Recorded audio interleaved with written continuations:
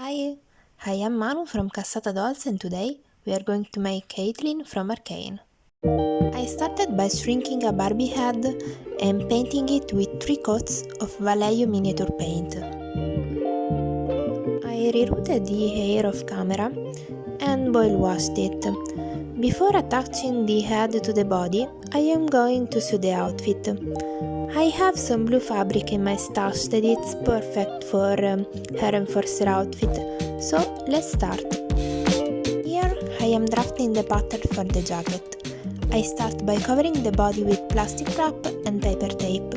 Then I draw the shape of the pieces of the jacket. After cutting the pieces, I trace them on paper.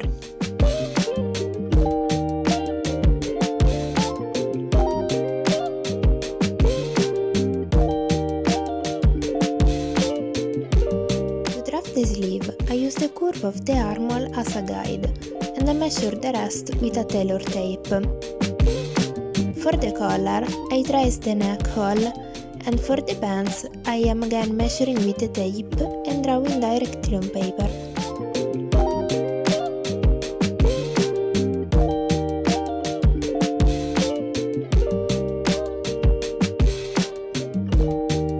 So here is the first mock-up.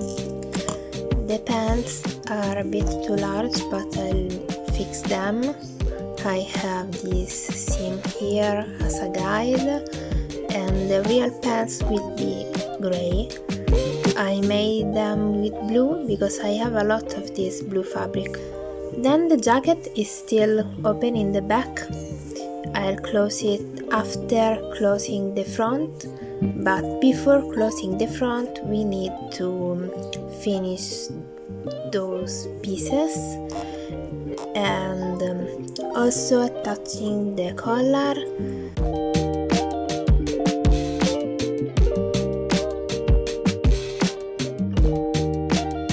I am using my seam as a guide to fix the pattern for the pants and checking the length for vice pair because I am making both pants at the same time.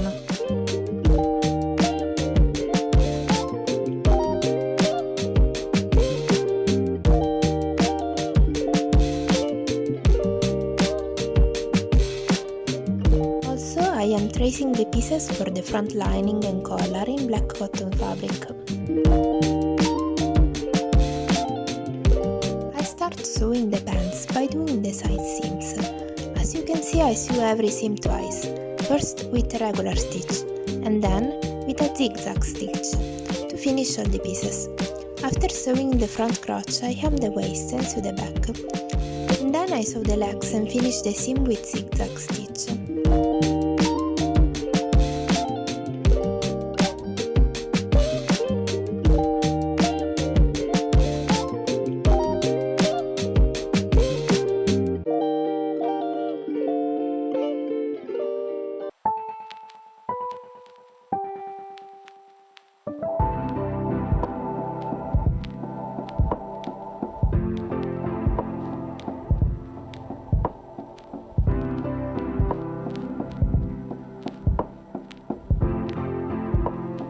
So I did the collar by hand, and I also sew here the joining and here. I didn't sew it here, but I think it's fine like that, and I like that it's like 3D effect here. And then I did a little fold here, and I'm going to machine sew this, and these they still are not sewn. And then I have also this ribbon for hair netting and some other white fabric to do the thing over here, and that's it, I think. So let's make it. So I took like a rectangle of fabric and I sewed it like this after gathering it with this small rectangular fabric. I've sewn it to this not the side but the corners of the jacket while it was on the doll.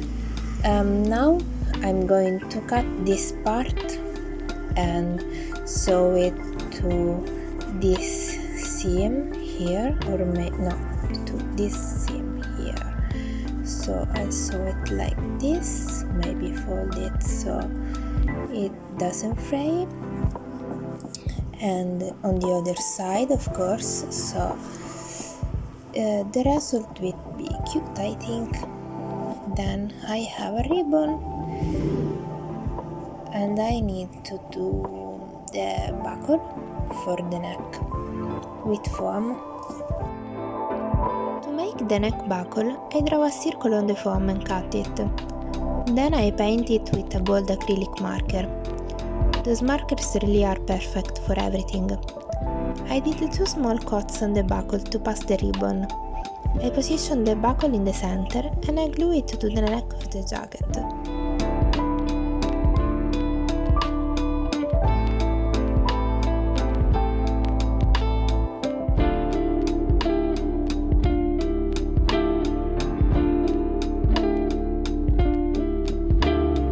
Then I take a strip of white cotton fabric, and after hemming it, I do a small fold with the help of my pliers and a lot of patience. This will be the skirt piece.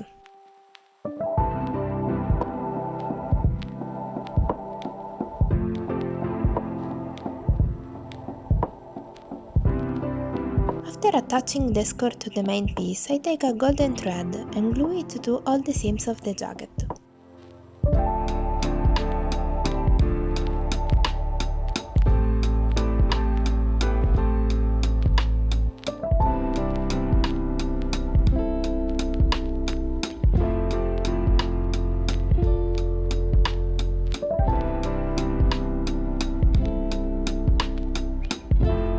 The shoes, I first trace the leg on paper, draw the sole and do a mock-up. This is the same method for socks, but because the fabric is not stretchy, I added the sole for structure.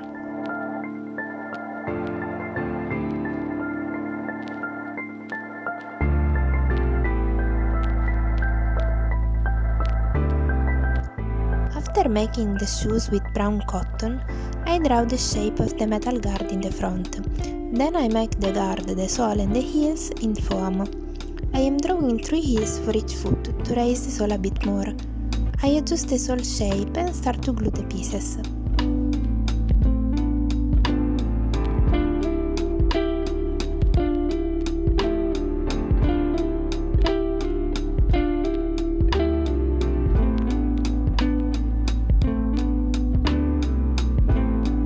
The knees, I measure and cut 2 stripes of black fabric folded in half. With this method, I can cover the rough edge of the brown part with the black. I first paint the foam pieces with black. It's a common technique to paint metal.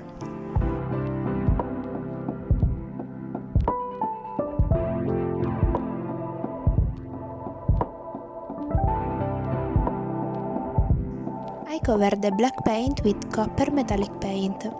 For both of those coats I am using Citadel miniature paint, because aside from dolls I also paint miniatures, so I have a lot of those paints around. Gluing to the shoes the same golden trim I used for the jacket. It really makes a big difference at the end and makes everything look clean and finished.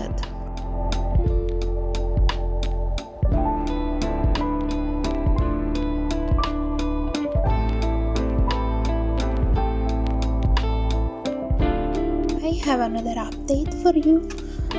I made those gloves. They are tiny, so tiny, and they cannot be entered to the hand, so I made it in this way. The fabric is not stretchy, so I cannot sew the thumb because they cannot enter.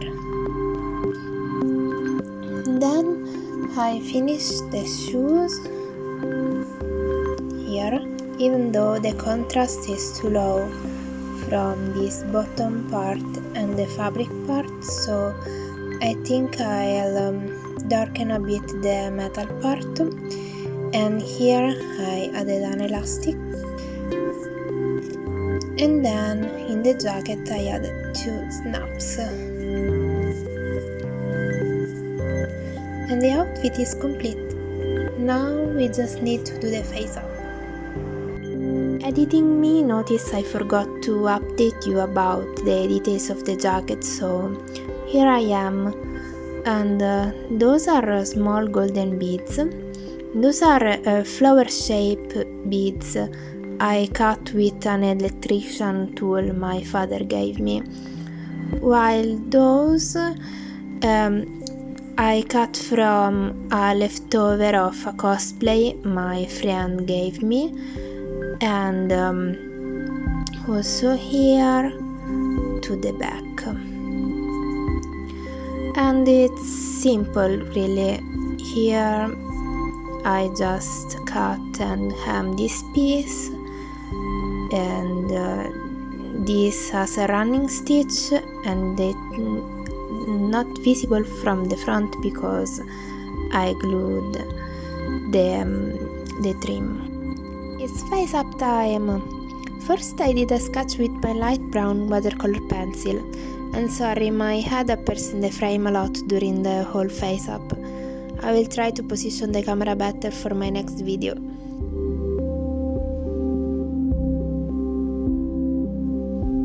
I draw and erase the shape of the eyes and eyebrows until I am happy with the size and the position. I also use my watercolor pencil to draw some shades, and then I use water to soften them. I did not use pastels at this time because I wanted to keep the painted look of the show, so you can often see me using the pencil and water technique.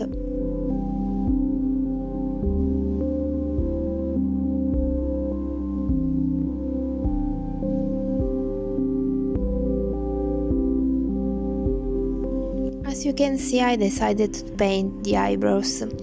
I did it because it helped me with the expression and also the proportion of the face. As a miniature painter, I am confident with acrylic paints and I don't particularly like to use pencil, so I start defining the eyes with the same color of the eyebrows. It's amazing how just painting a few blue lines made a big difference.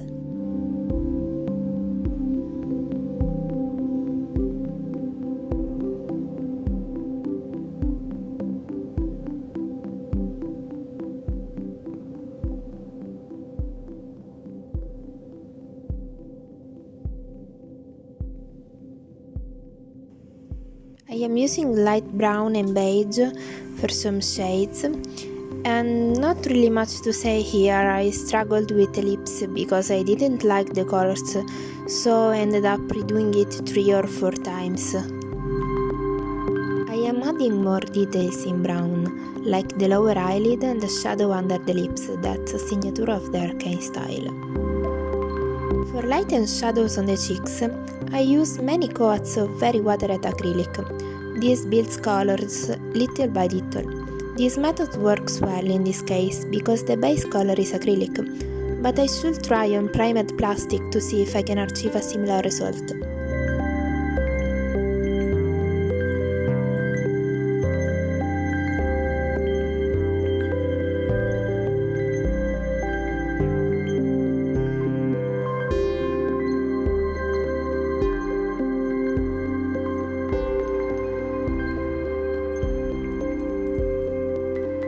I also do not like to use black for the pupils.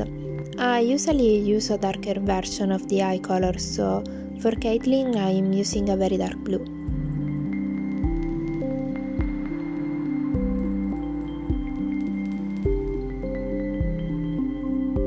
In the middle of the painting process, I add a few small details with a watercolor pencil.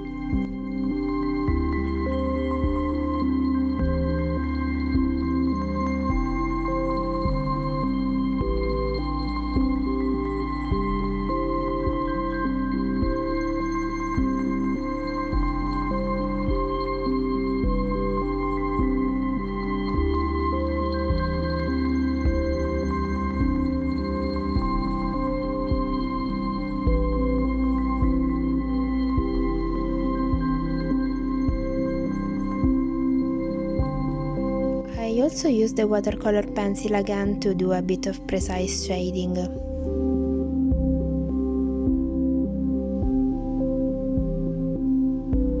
Actually, before the reveal I noticed her skin was a bit too white next to the color of everything else, so I darkened a bit with pastels and I did it off camera, so the result is a bit different from what you are seeing right now. For the hairstyle I choose not to do the ponytail because with this hair fiber I think this style is better. I started by cutting the bangs diagonally to have shorter in the front and longer in the back look.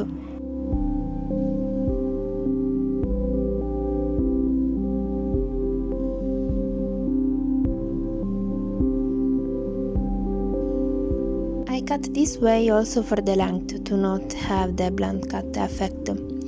After a bit I noticed it would take too long to cut this way, so I cut it shorter.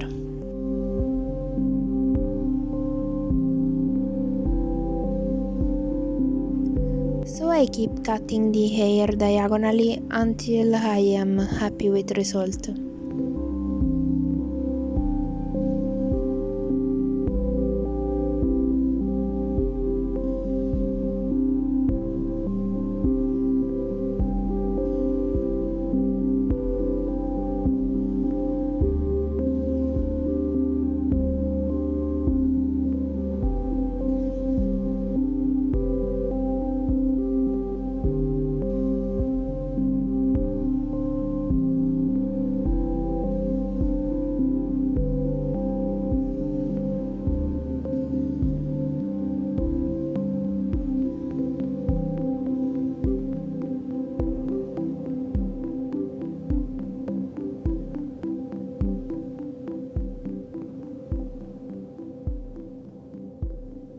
Now it's time for the final result. If you enjoyed all making videos, please like and subscribe, and stay tuned because we are going to make Bye next.